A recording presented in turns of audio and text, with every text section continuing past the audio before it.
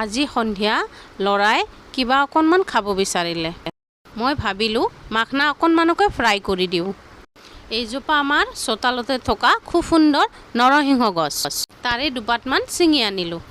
নৰসিংহ পাত কেইপাতমান ধুই দুটামান জলকীয়া আৰু বেহৰ অলপমান প্লেটখনত লৈ ল'লোঁ। টাৱাখন গৰম কৰি ৰিফাইন দি বেহৰ আৰু নৰসিংহ পাতবোৰ দি দিলোঁ।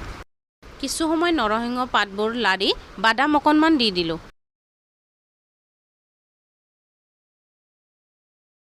বাদামবোৰ ভাজা হোৱাৰ লগে লগে মাখনা দি আৰু নিমখ অকণমান দি ভাজি থাকিলোঁ।